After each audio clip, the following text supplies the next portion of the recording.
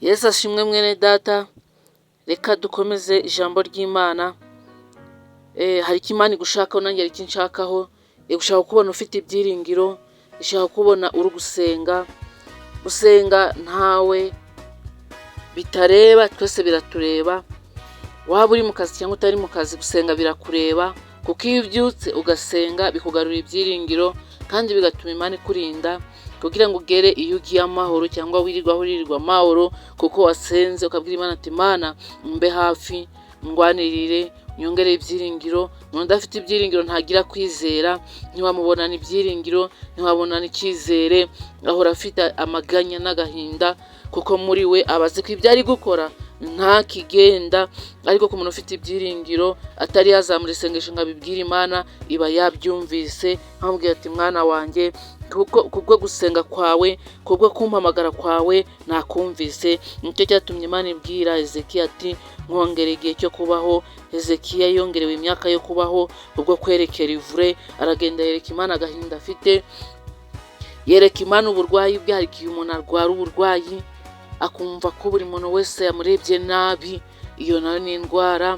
Ukumva ko umuntu wese yakwanze, nayo ni indwara.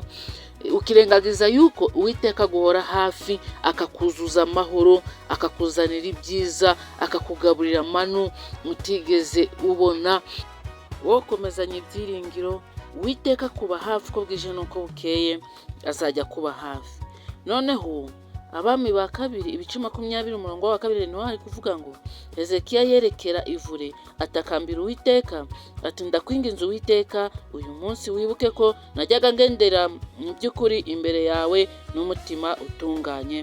Yumviraga Imana agatungana. Icyo cyatumye Imana imubwira ngo mwongere igihe cyo kubaho, ngo nzagukiza, ukizanye n'uyu murwa ku bwawe n'Abisiraheli bose. Imana nikongera igihe cyo kubaho izagukiza, kandi nigukiza izaguha n'ubukire, izaguha ibyo wasabye, izaguha ibyo wasengiye. Reka rero mwene data ngusengere, Imana ikongerera ibyiringiro, Imana ikongera ibyiringiro bwo gusenga kwawe. Wari waracogoye, wari waracitse intege, none Imana ikongera igihe cyo kubaho. Ntikongera igihe cyo kubaho ikongera umubabaro, ahubwo ikongera igihe cyo kubaho ikongezanya n'amahoro n'ibyiza, naho gutura n'urugo rwiza rufite amahoro. Imana izakubakira, Imana izakubakira ibyiringiro muri wowe, wongere wumve kuri kugendana n'Imana. Mana yacu nkuru, yongereze igihe cyo kubaho.